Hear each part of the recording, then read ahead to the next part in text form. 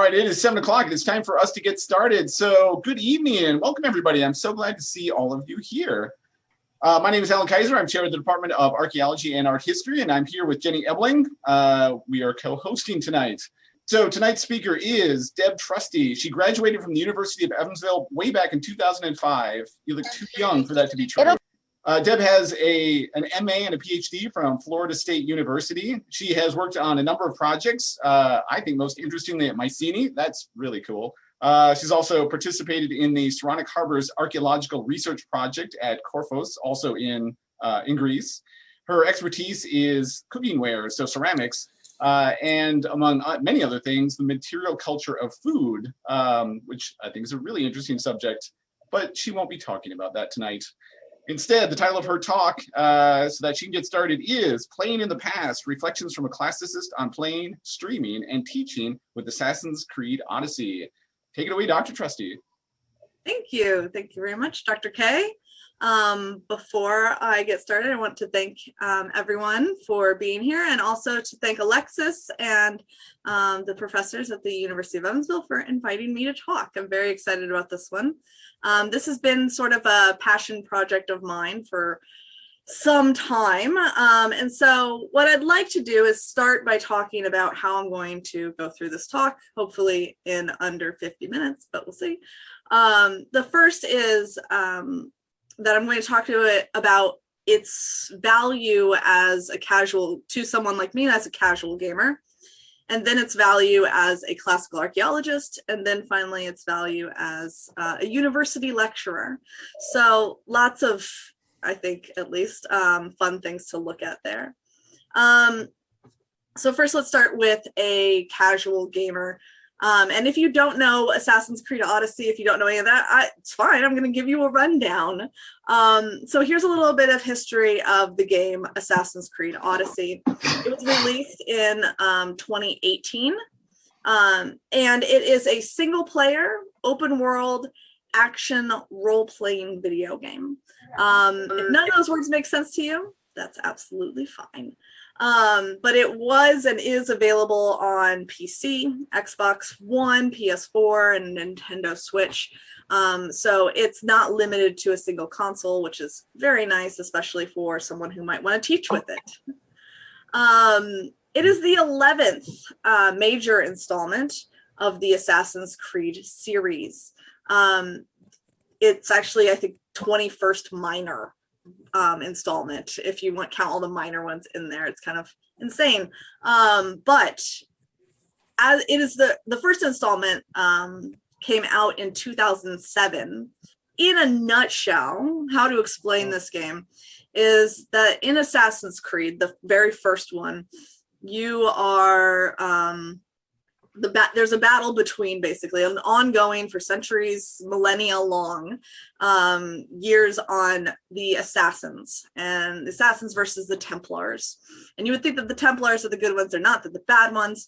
The assassins are the good guys in this series. And what it does is it makes use of a modern, fictitious device called the Animus. So already it has a little bit of classics in it with our Latin word animus.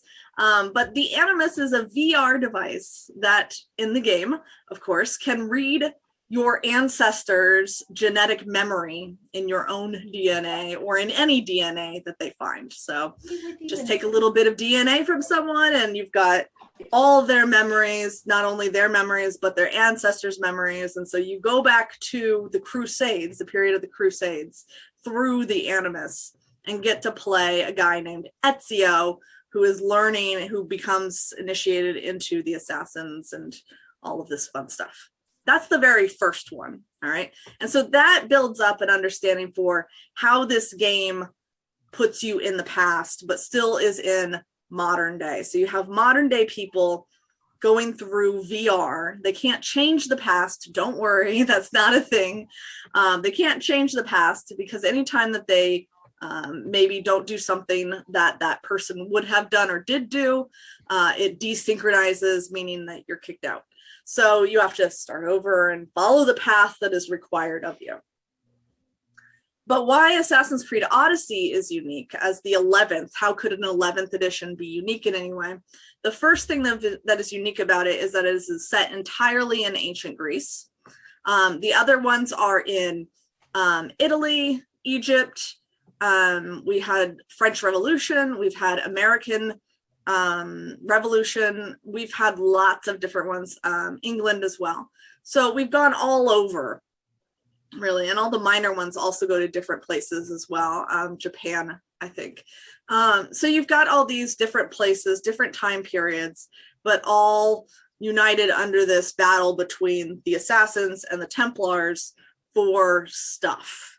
That's the basic gist of it. But AC Odyssey is set entirely in Greece, and it is the oldest chronologically so far. I say so far because there was, and I'll talk about it in a little bit, a game before this one called Assassin's Creed Origins. And that would make you think, oh, so that's going to be the origin and as far back as they're going to go. And so when that one came out, I was very disappointed because it's set in 1st century BCE Egypt, so Ptolemaic Egypt. And I figured, okay, Origins, that means that's as far back as they're going to go. I'm never going to see an Assassin's Creed in ancient Greece. But then this one came out. So luckily for me and for everyone else, this is the oldest chronologically that they've created so far. It dates to, they set it in the Peloponnesian War. So 431 to 422 BCE. And most importantly, at least for me, was that it is the first installment of the Assassin's Creed Odyssey, or the Assassin's Creed series, to allow the player to actually choose the gender of the person they are going to play. And as far as I know, there were rumors at one point that the only character you could have played was actually the female character, Cassandra. Apparently that didn't jive well with upper management, and so they added the option to play as the male Alexios as well. So I will talk about both of them in just a second, but before I do that, I would like to play the trailer for you so that what I didn't do well, you can understand a little bit more. So here we go.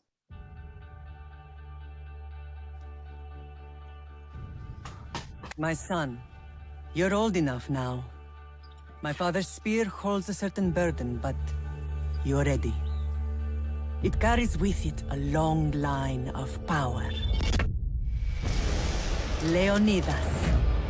He was Sparta's last true hero. The same blood courses through your veins, but it isn't enough to make you unite the people of Greece. For that, you will need courage. For Sparta! Cunning. Compassion. And commitment.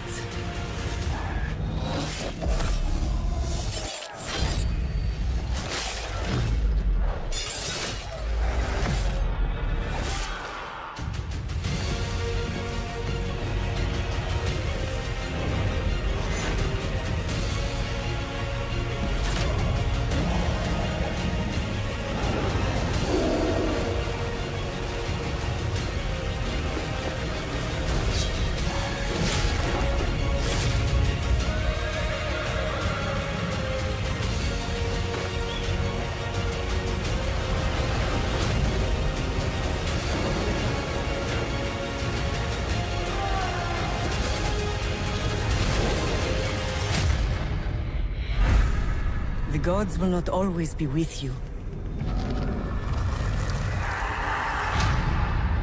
Embrace this journey, my child, as this is your Odyssey. Assassin's Creed Odyssey, available October 5th. Okay, so as you can see, pretty dramatic, pretty Hollywood. The plot is this, as you could maybe pick up a little bit on. Your name is either, if you play the male, Alexios, if you play the female, Cassandra, and you are a mercenary, a Misthios. during the Peloponnesian War. You're in exile from Sparta. You've been kicked out of Sparta. But as it turns out, you are a grandchild of the famous hero from the Battle of Thermopylae, Leonidas. So you're a grandchild through your mother's side to Leonidas. You are hired as, therefore, an assassin going around. You're a mercenary, you get hired to do jobs, and one of them is to assassinate someone. That job, however, gets a little messed up along the way, and you then go on a quest to discover your true origins, because it turns out that you're hired to kill your father, or who you think is your father, and it's not. It turns out to be your stepfather. And so now you go on a quest to find your true father. Feels very Hero's Quest-ish in a way, that you're like, oh, I gotta go find out who I am, right? Along the way, you team up with historical characters like Herodotus, Pericles, Aspasia, and many others to investigate and prevent the actions of the cult of Cosmos. Don't worry, not a real thing, but enough is there that there are basically things that are able to control human abilities and human actions, and people are getting in control of these objects. But throughout this entire very long game, Assassin's Creed games are known for being quite long. During this entire thing, you start off, the very first thing that you do is you're actually reenacting or playing at the Battle of Thermopylae. You're kind of morphed into Leonidas, and you play as Leonidas to warm you up and get you used to the controls. And then throughout the rest of the game, you're in the Peloponnesian War, and you battle against, or you fight at the Battle of Pylos during the Peloponnesian War, as well as the Battle of Amphipolis. So some very fascinating, very exciting games or battles, and you get to have a little, role in all of these. So that's a little bit as a casual gamer. And so as someone who mostly just watched my husband play Assassin's Creed games, I was very excited when I got to when I heard that this one was out. Now, as a classical archaeologist, and as Dr. Kaiser said, I do have experience excavating at Mycenae and several other sites, surveying in several other sites. I also lived in Greece for 2 years for my PhD doing research. And so I'm very familiar with some of these places. So as a classical archaeologist, this was a treat just to see the things that I had been recreating in my own head come to life on the screen. But Assassin's Creed Odyssey, or Assassin's Creed in general, has always been rooted in some sort of classics from almost the very beginning. In Assassin's Creed 2, they started to introduce the origin of these objects that everyone is after, that can control, that have the ability to control human minds, actions, and thoughts. These objects are from a pre-Homo sapien, ultra advanced humanoid race called the Isu. And the three leaders that you kind of see and meet are named Juno, Minerva, and Jupiter from left to right in this. Juno turns out to be bad in general. It's not surprising if you knew your mythology. Juno is the Roman Hera, right? Minerva is, of course, the Roman version of Athena, and she's very crafty in addition to intelligent and good at military skills. And then, of course, the leader Jupiter is the Roman version Zeus. So it's been rooted in classics from almost the beginning. But enough about the Isu. Not terribly important for what I'm going to talk about in the rest of this. So in 2017, the game before this, before Assassin's Creed Odyssey, was Assassin's Creed Origins. And it was set, as I said, in Ptolemaic Egypt, and dating around the 40s BCE. You had encounters with historical people, just like you will in the Odyssey.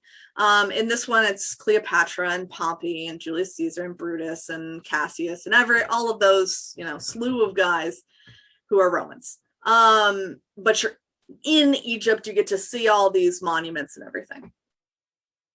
The reason I bring this up, though, is because this is the edition in the series where they brought in something new, which is called the Discovery Tour. The Discovery Tour was released just a year later, and it's an addition to the game Assassin's Creed Origins. It looks like this. So it transforms, right, from, this to this. And it puts you as the gamer, basically, in a very safe environment. No one's attacking you. You're not limited to a certain part of the map. You can explore whatever it is that you want, and they even add a bunch of fun facts and things to it. So what I'm going to do is show you a little bit of what that did and how that kicks off what happens for Assassin's Creed Odyssey just a year later. So Assassin's Creed Origins, again, it's a free play. There's no combat, nothing's closed off to you, and they orient it specifically for classroom use. They want it to be like a virtual reality museum in the past. There are thematic tours set up that guide you through different things, and it's all based on the archaeological evidence that the game designers and developers themselves had to reference in order to create this game. And so I'll have them explain it much better on this, because I find this a fascinating explanation for why and how they went through the entire process. So here we go.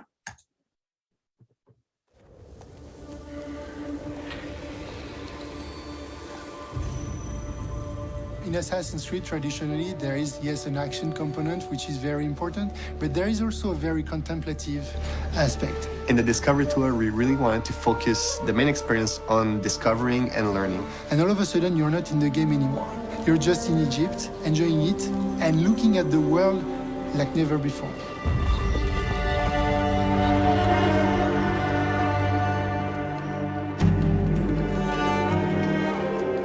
It started off in 2014. A lot of professors were contacting us saying, hey, you know what? It would be amazing if you could do a dedicated mode for us so that we could use that into classrooms. It's been in our mind ever since. We were thinking like, all right, how can we make the game different? Something that would be interesting for students, but also that would be interesting for our players. The idea is to be able to share the entire world without heavy narrative or fight control that would be a barrier. And we just let you enjoy the entire world, but keeping the interactivity of the game, which is, I think, very important for such a tool. So in addition to explore the entire world, we decided to add more than 75 tours that are thematically framed. Most of the tours will be about the architecture, the people, the way of life. But we have also very specific stations that are clearly identified, where we will try to tell more about our development process so that people understand a bit better the development of video games.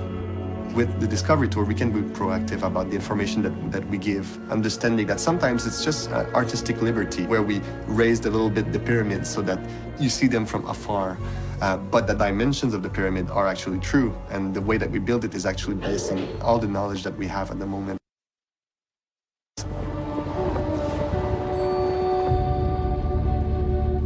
Very early on, we knew that something that was interesting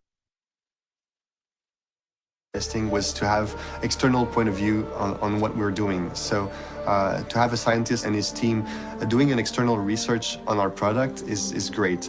On est celui qui décide ce qu'on fait, on pense, donc on est impliqué dans l'action, on est engagé. En plus de l'être parce que c'est intéressant et beau, on est engagé parce qu'on doit prendre des décisions. Et si on regarde tous les détails, si on a quelqu'un qui nous guide pour les voir en plus, on maximise l'apprentissage. Ça veut dire qu'un élève laissé à lui-même, à la maison, en faisant le tour guidé, apprendrait beaucoup de choses, sans même se faire dire « tu dois apprendre ceci ». They reconstructed a world that doesn't exist anymore. Because when we teach, we try to help them to be immersed in that kind of environment, but to see it at the same time. That's something brand new for the teachers and really helpful, because students, I think, will remember more what we teach if they can feel it.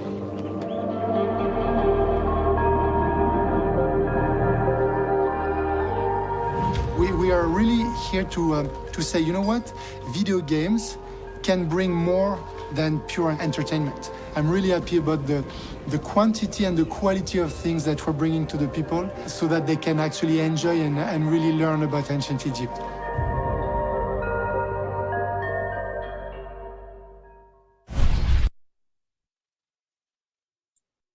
So that was from Origins. That was the first time that they did the Discovery Tour.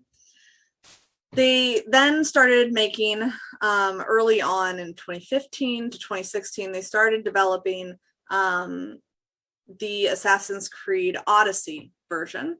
And the thing about Ubisoft is that they really love to put out another Assassin's Creed, one right after another, right after another, right after another. They've been working on them for like 6 years, and then it comes out, but they've got another one that comes out every year. One almost comes out. So because of that, they've got different branches in different places. And so Assassin's Creed Odyssey was given to the Montreal branch of Ubisoft. And they hired a actual PhD with ancient languages, literature, archaeology experience, who could speak French because it's Montreal. Her name was Dr. Stephanie Ann Ruata, and she, again, as I said, was very experienced in the ancient world. She was hired in 2016 after accompanying the team to Athens to show them around Greece. So it's basically my dream job. So after showing them around, they realized that they wanted someone with a lot of experience that could help them. And so for 2 years, she worked with them very closely, providing them lots of materials. And I'm going to show you exactly, if you become a classicist, right, you know a lot of these materials. So it's great to see the game making such good use of archaeological evidence that has been piling up and written about for almost 150, 200 years. In fact, Dr. Ruata was interviewed by one of our other University of Evansville alums, Dr. Andrew Reinhardt. He interviewed her via email in 2018, and she said that ancient authors such as Aristophanes, Herodotus, Thucydides, and Pausanias were all pressed into service and filtered through a critical and scholarly understanding. Reports and plans from the schools of archaeology, the Archaeological School of France, EFA, the American School of Classical Studies in Athens, the ASCSA, and the British School of Athens, the BSA, and so forth. These are all schools that are in Athens, housed in Athens, do their own archaeological work. Delphi, for example, is under the jurisdiction and the study of the French. The Agora in Athens is under study of the American School. The BSA has Knossos and several other sites as well. The Germans have Olympia. So it's this sort of like division of scholarship. And so that in itself is very difficult for a non-classicist to access that information and know French, German, and English. So make it more accessible. And that's exactly what Dr. Ruata did, which is wonderful. She helped the team, as she says, recreate monuments and situate them in their virtual world.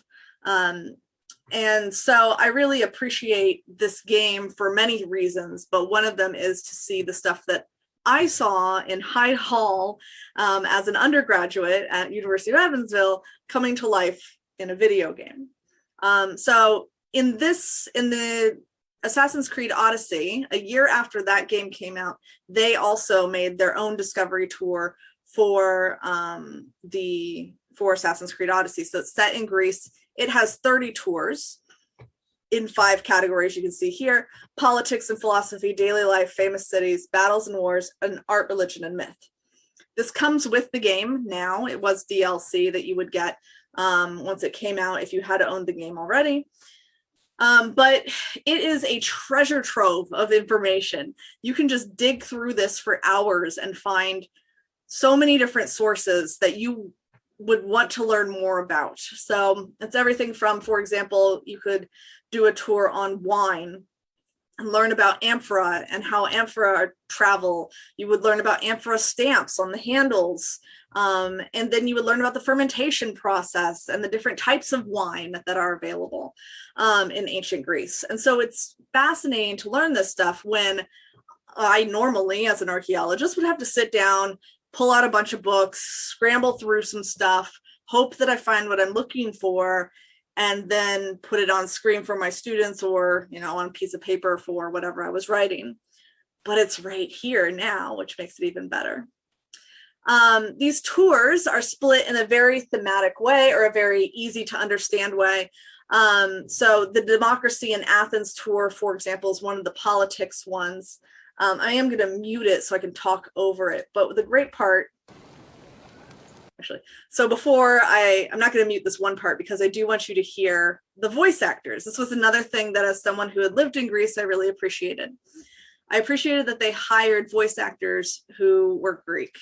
And so you hear the modern Greek pronunciation of many of these names, which throws my students off occasionally, but is still, I think, an important part of representation in video games, to have people who lived around this stuff, currently live around this stuff, tell their own story in their own tone, in their own pronunciation. So I'll let you listen to a little bit and then I'll talk over the rest. Welcome, wanderer, to the democratic center of Athens, otherwise known as the Pnyx. My name is Aspasia. Though I am not originally from Athens, I have climbed to the top of its social ladder using... So you can see that her name is Aspasia, or Aspasia, and she's talking to this guy here who is very Socrates looking, but she's going to get him on a tour, and so you would then select what you're going to do, and it lights up this nice little path here, and then you, as the tour taker, follow the path around and hear different dialogue and things. So he's going to begin the tour of this democratic Athens. And so we see here, she already said it, we're at the Pnyx, this very important place for democracy. So here we go a little bit more. Soon, wanderer. So you wander through and eventually hear information. The Athenian assembly was known as the Ecclesia. It met at the Pnyx 40 times a year to discuss various civic matters, and each session usually lasted a few hours. The word Pnyx is believed to mean something close to packed together. This was probably a reference to the fact that during meetings of the Ecclesia, the location would be filled to its capacity, with citizens packed in practically shoulder to shoulder. All male citizens were allowed to directly participate in the democratic process. Those over 20 years old had the right to speak. And so this would go on, and you travel throughout the city on these different paths, learning more and more along the way. In addition to that, you get little clips and things, images that we're surely familiar with as people that maybe study these things. So Pericles giving his funeral oration and learning more about that this way. So you can read the text and go throughout this entire thing, which is really fascinating. In addition to images and things that we might know, they also have archaeological material. They'll show, for example, these coins so that you understand a little bit about what's going on. You get some information here, what it dates to. It's a treasure trove, like I said, of information, and a really fascinating way of showing all the research that they had to do to make this a believable world in a way that we can now learn from. All right, so I'm going to show you how it factors into my understanding of a site that I'm very familiar with, the Athenian Agora. This was excavated by the American School since the 1800s, and it's grown larger and larger. I love talking about it with my students, but the game has really made it even more fun, because normally I would sit here and say, okay, I want to study the Stoa Poikile today, the painted Stoa. Well, I'll dig through my books and I'll look for things, and okay, it dates to 475 BCE. Great, it's up here on the Panathenaic Way. The Acropolis is down here. Here's the Agora in general, which usually has some stoas around. Okay, so the painted Stoa is here near this major entrance into the Agora. Great, north side along the Panathenaic Way. Okay, it's probably somewhere around 48 meters long. Oh, Pausanias, I might pull out my Pausanias and read that Pausanias says that there were paintings in the Stoa Poikile that had that were painted by Mycon and Polygnotos and very famous painters of their time. Great, I'm trying to imagine it in my head as Pausanias describes it in extreme detail.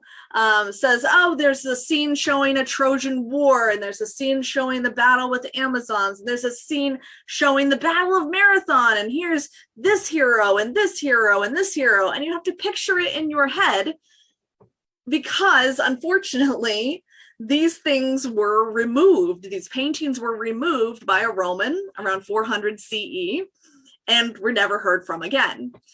So if we were even fortunate enough to have them survive, they're painted on wooden panels. If they would have survived, it wouldn't matter if they've been taken away long time ago. We know that there were other decorations on this painted Stoa, looted armor that was taken from the Spartans during the Peloponnesian War. So it shouldn't be in this game just yet, because that event hasn't happened yet. We shouldn't have it in Assassin's Creed Odyssey, but we should have the painted Stoa in general and these scenes of battle. And sure enough, it was discovered, actually physically discovered in the Agora in 2001, still being excavated today. They had to tear down some modern buildings to get there. And so maybe I'll look up some articles, some art history books, and find, oh, okay, it should look something like this. Well, it's a Stoa, duh, it should look like this. Okay, maybe the Battle of Oinoe, this is one of the Peloponnesian battles, is over here. Here's where some other things are. Great, wonderful. Trying to picture it in your head, though, just doesn't work well. We even have scholars who in 1893 tried to recreate what some of these paintings would have looked like. For example, the Battle of Marathon that Pausanias describes. Robert looks at vase paintings and interprets what Pausanias says and constructs what could be a realistic sort of thing. We know there were different registers and different colors and everything. So we assume that the gods are at the top, that the battle is taking place in the bottom register, and we're told, that there were the ships and there are people running into battle, and we're told that there were even heroes fighting alongside. Heracles and Theseus, Boötes were all there, apparently. And if you're fortunate enough, you might even get to go to Athens and see the excavations of the Stoa Poikile, which actually is right here. This is a corner that they uncovered, and then they had to destroy all the modern buildings on top so that they could get down to it. And so you can see they're here, probably in Byzantine or late Roman era, getting through. And this was in 2017. This picture was taken. So hopefully they're a little bit deeper and exposing this building. But that's all that you would be able to do, right? Well, now, thanks to the video game, you can go there and see it. So I'm going to show you a little bit. There's no sound on this one, so that I can talk over it. What I love about this is that if I was walking through here, if you put me down in the middle of this game, I could probably find my way to the Stoa Poikile, because I know what ancient Athens looked like by looking at maps for 15, 20 years. And so if I find out, if you tell me, oh, the altar of the 12 gods, I know the altar of the 12 gods. Hopefully my students do too. The altar of the 12 gods was a marking point, was a central point in the agora for people. They would measure things from it even. So if I can find the altar of the 12 gods, then I can definitely find the Stoa Poikile. So maybe I'll look around a bit, and lo and behold, there it is. So the Stoa Poikile is here along the Panathenaic Way, just like Pausanias said. And so they've reconstructed it, and you can see what's even better is that they've reconstructed elements that you can't see today, such as the upper part of it, but also the paint on the outside, the paint on the inside. And if you notice, those paintings, those styles that they've recreated are based on what Robert created in that 1890s publication. They clearly got this information from there and then copied it and put it in. Now, because it's a video game, they can't make everything unique. And so this is kind of like wallpaper where it's just all repeats throughout the entire thing. Additionally, it's not panels, which is what it should be, right? It looks like wallpaper as opposed to paintings on wooden panels, which is what it was. Nevertheless, that's still very helpful, right? And if you look in the Discovery Tour, they have a manager that they provide to educators that you can download. They even give you this sort of like dump of information and tell you, yep, okay, so here's this, station that they're going to be in this talk or in this tour. And here is the Battle of Marathon as a painting that was done by Carl Robert. So you've got citation information for it. You've got all of it here. So they're clearly looking at this and then recreating the game using archaeological and scholarly material, which I find really fascinating. Now, unfortunately, there are some times where things go a little wonky. And the reason for that tends to be the monumentality of the game, that the game and the designers want everything to look literally larger than life. And so some things are a little out of scale. While I'm walking around, like, it's great. Like you can see here, Shrine to the 12 Gods, that's the altar of the 12 Gods. And then there's the painted Stoa. And I'll walk around through here, and sure enough, everything feels one-to-one. But there are some things that they kind of make a little bit larger. And the monument to the eponymous heroes is one of them. Now, the monument to the eponymous heroes, if you don't know what that is, was in the Agora as well. It's right here. It's built around 330 BCE and is located on the west side of the Agora. If you can find the Matroon or the Bouleuterion, then you're good. And the Bouleuterion is, of course, right across from it. This is where the Boule would have met, one of their political councils, one of their legislative councils. It is a long base that had 10 statues on it, representing the 10 tribes of Athens. And every citizen, every male citizen, was a member of one of these 10 tribes. And so it would have been used as a notice board for tribes of Athens. You would have information under the image of your tribe's eponymous named hero, the hero that your tribe is named after. And so if you look at, the literature and the archaeology and the study of it, you would find recreations like this that have 1, 2, 3, 4, 5, 6, 7, 8, 9, 10 heroes and little bulletin boards underneath.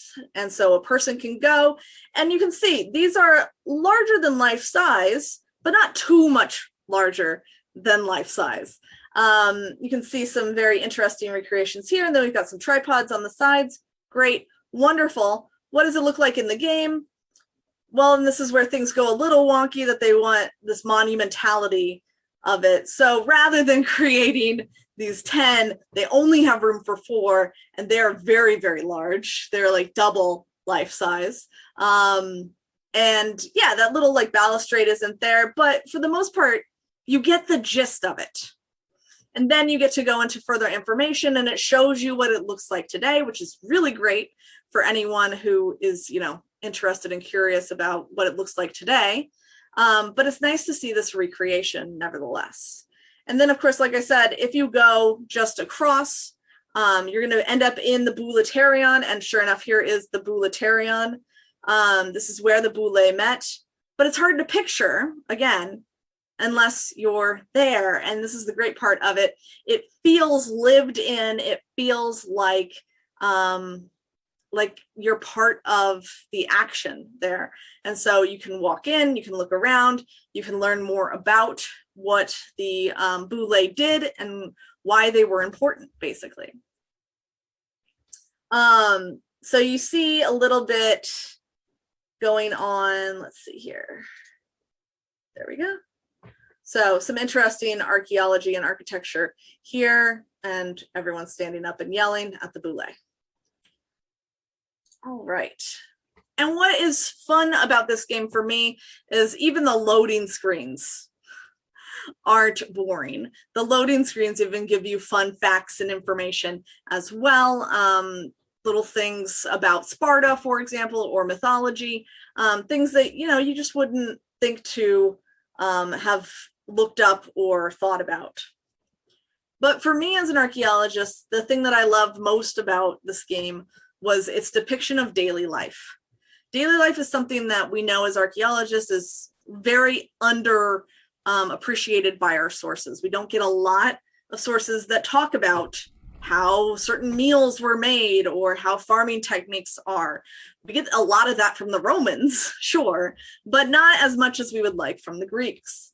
And so these things are maybe depicted in, like harvesting olives, are depicted in vase paintings, but we don't get that kind of like understanding as well as we would like. Things like metal working, we have to kind of reconstruct or use images like these vase paintings here, but to learn the entire lost wax technique and how it works, right, is very fascinating. That we've got, this whole process here that you get to learn on the tour, or even just as you're wandering around. And so here I am in Corinth now, wandering about, and even here you see this daily life of vase painting, vases hanging out, and you're kind of in this agora setting. So you kind of get to walk around even more, and you might walk around in the Keramikos of Athens and find a potter's wheel, and then a potter painting, and a few other things as well. So this is the fascinating part about this entire thing, is that you've got common people everywhere. It feels very lived in, very natural, and the use of just these little things, these little attentions to detail, make it an even more fascinating game. The same goes for women's technique. There's an entire tour actually for just women, or on just women's daily life. And so you learn about weaving, and you learn about bread making, things that we don't have sources on very frequently, because we don't get especially sources about women very often. And so to see this reconstruction of a woman over here grinding grain, a woman here kneading dough, and then the women over here are baking, to just see that process, each step of that process here, makes you appreciate it even more. And so this is one of the fascinating things that I found about the tour, but also just the game. And this is hidden in the game too. You're just wandering around doing something else and look over, and here's a woman baking bread. And it seems natural and casual, but to an archaeologist who has been researching this stuff and trying to figure out, well, how did they make this bread look this certain way? It's fun to picture in a game setting. And sure enough, again, in that image or that data dump that they sent out, or that they give out, they show, what was their inspiration for some of this. And so you have, for example, a butcher, this figurine of a butcher, and this figurine of a cook. She's probably kneading dough or something in that. So again, this attention to detail is well appreciated. So then how do I do this as a university lecturer? And what do I do for the lecturer system? I do work at the University of Iowa. I'm a lecturer there. This is my 4th year there. And one of the things that always drives me insane, doesn't matter how long I've taught, which has been since 2007, I always get the students that, want to say, yeah, but aliens did that. Not all of them, not all of my students. I have very wonderful students, but every now and then, like 1 in 100 is going to say, yeah, but what about aliens? And so these ideas usually come from, right, the History Channel or Hollywood, and it's difficult to combat that idea that a primitive or an earlier culture did something that you can't imagine them doing today. And just because you can't imagine it doesn't mean that they couldn't do it. They couldn't build the pyramids, or they couldn't build whatever. They definitely could, and they did. And so we can't be so naive as to think that aliens did it when people did. Well, thankfully, this game helps me, at least, argue, or helps the students picture an ancient civilization doing something very well. And so what I wanted to do was bring this game into the classroom. At the University of Iowa, we have tile classrooms, which are classrooms that are uber technology. They have laptops, they have screens everywhere. It's just an entirely way too insane setup. And so I put in a funding request to put in Xboxes in one of these classrooms. I got 7 Xboxes. I got 7 copies of the game.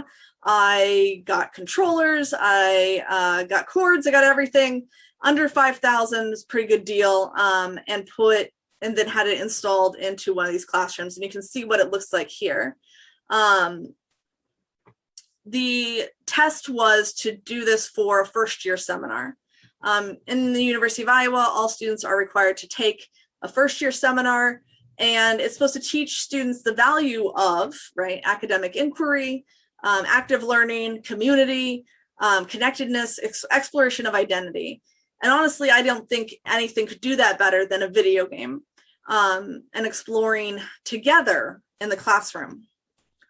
So students, the goal was for this class was to get them to understand and empathize with ancient cultures, to envision what life was like in ancient Greece, and to challenge the conceptions that they had that maybe were put on by popular culture, Hollywood, movies, whatever. And so I wanted them to examine art, archaeology, literature. I wanted them to get firsthand experience with these things while also playing the game.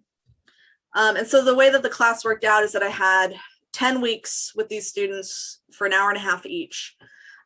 We read from an ancient author each week, depending on the theme of the day. So if we were going to read on Sparta, then I would have them read Xenophon's Constitution of Sparta. If we were going to do farming and daily life, I had them read Hesiod's Works and Days.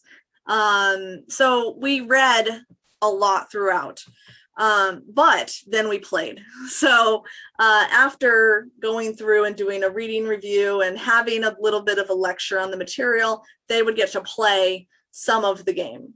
And then at the end would pair up with their group and talk about ways that their conception of the ancient world had changed because of the reading and the combination of the reading with the game. There were no exams, there's no quizzes. They just did writing and speaking assignments only. And then there was an end of the semester trip. Now this is all well and good, except the pandemic hit. And so we got one day with these Xboxes and then it was over. So here is a very brief, but you're going to talk me walking around trying to tell them what's going on. Is an actual historical woman. It didn't work out well because, again, as I said, she is upper it was class. the pandemic, but they're playing the games in their groups, from what we can tell. sitting 6 feet apart. She's the one that's going to lead us on with, these 2 tours. You know, so as you're wipes going through, everywhere, follow the yellow and line. after a while, it just didn't seem like a logical thing. So we moved to the Zoom setting instead, which was not as successful, I will tell you. Nevertheless, the great thing about the Discovery Tour is that it has a quiz at the end of each tour. And so my students could take quizzes for their comprehension and understanding. It made sure they were paying attention. It helped me to see if they were paying attention as well. And then we would reflect at the end of each class period. And so the student reflections really showed that they appreciated the new perspective that the game offered. For example, one student said, I was interested by the depictions of women in ancient Greece. As daily life is part of the ancient world, I find most interesting. Although I did enjoy the information given, it also aligns with the fact that much of the information on women's lives, especially the lives of lower class women, is not known. As was said in the beginning of class, women were not the focus of ancient texts because they were often not those writing said texts. Therefore, the information we have on women is very limited, such as how there are very few depictions of girls playing games compared to those of boys. And that's something that they heard in the tour itself. Although I do know Knucklebones was a game they played, I'm sure there are many that are lost to history. So what kind of games would girls have played? Would they have differed from boys? I like seeing the use of the looms because I never actually seen the actions used when weaving. And I found that interesting. So you can see here that this person who's a freshman in college, fresh out of high school, new world, new life, is here at the university and is understanding the material very well. So it was a fun way for us to do this. And we culminated the event or the semester with a presentation. And so everyone was on a team and they recorded a presentation, or they gave a presentation on a tour that they wish was in the game, a tour that they wish was in the Discovery Tour. And while warfare was featured heavily, it was mostly Sparta and Spartan warfare. And so Dalton, Adeline, and Hannah gave me permission to show you this. I'm going to just show a little bit of it. But it shows their creativity with it, but it also shows their focus on Athenian warfare. And they had to do their own research and find their own images and include everything in this. So here's a small bit of theirs. We are doing warfare in ancient Greece. So I'm going to be talking about military training. Dalton's going to be talking about military ranks and formation, and then Adeline is going to do weapons. So we're primarily going to be focused on Athens because Sparta was covered quite a lot in the game. And then we're going to be led by Asphasia because she's very fun and we like her a lot. And she was the one who's the consort to Pericles. And then she can't enter male spaces on the tour, so instead she just disguises herself. So that's fun. Okay. So first it's like, I would like to start the tour. And then she says, wonderful wanderer, you may be wondering why I, a woman of Athens, am leading you. They talk too much of Sparta and war. Athens simply has loftier ambitions than senseless violence, and there is not a greater navy in the Mediterranean. To show you more about our ways of war, however, I'll have to disguise myself. Let's go. So then they go through this whole thing showing their own images, their own tour. They came up with all this text on their own. They even dressed Aspasia in, a costume. It was very well done. All the groups really did a very good job. There was one on burial techniques. There was one on pets in ancient Greece. And so it was very well done, very impressive for a group that I had only had maybe 10 hours with in total. So in conclusion about this game and its pros, its cons, and everything, it was a wonderful bonding opportunity for first years. Even with the pandemic, we got to bond over Zoom and play the game together. As clunky and as awkward as it may have been at times, it still was fun. It was a popular class, a good way to reach potential majors, but it made use of pre-existing technology on campus, which was important because we already had the tile rooms. All I had to do was find the money for the Xboxes. It highlights the daily life and everyday aspects of ancient Greece, which was something that I really wanted the students to learn more about, as opposed to just learning about the Parthenon again and again and again. Let's look at the colors or dye or anything like that. And then it gave students exposure to primary sources from their very first semester on campus. The cons to it were, of course, you're limited by what is available to you on campus and in funding. It's not possible to social distance at all. And it's very difficult. It's not practical to use on Zoom. It's very clunky, very choppy. It doesn't work out. Nevertheless, the students still really benefited from it. So did I. Students said, I think the amount of agency we as students were given to work through the material on our own, given its interactive nature, was really helpful and useful. I liked reading the ancient Greek text. It provided a new perspective. So anytime I can get a student to say that they liked reading ancient Greek texts is a win. And so this was a win for me. Now, as to where I'm going to go in the future, so I'm coming up with 2 more classes, I think, at the rate of this. One is going to be a lower level one, Assassin's Creed and the Ancient Greek World. This will be spring 22 at the University of Iowa.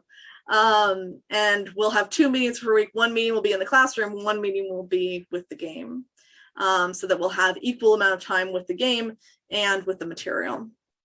And then later on, eventually one of these days, I really want to do an ancient Mediterranean world in video games. This is an ambitious one because it will require different consoles. It'll require better PCs than our university currently has available. But I think there's a way to do it in some way, shape, or form, but reflect on how our culture has accepted and received information from the past and interpreted it. And then finally, every summer now, I am slowly getting together with friends to do a Twitch channel and putting this on YouTube for outreach and engagement. And so here's a little bit of that. We're playing more Assassin's Creed Odyssey Discovery Tour. So, yay! Yay! There it is. You get lots of privileges as a victor. I was going to ask like how much information you know about that. Yeah, so victors, I mean, the only thing that you definitely get is a wreath. And it's just like a crown or whatever. So basically I just go through the tour with my friend. This is my friend Francis, and he and I go through the tours and I add additional information to it. We're going to play more. From that though, I hope you found this entertaining and exciting. You can follow me on Twitch. I only stream over the summers because life is just too hectic. So you can follow me. My name is a name I got in undergrad, Debatage, but then I got a doctor eventually. So Dr. Debatage is my screen name on Twitch. And if you guys want to follow me, I will definitely be doing stuff this summer. So thank you guys. I appreciate it.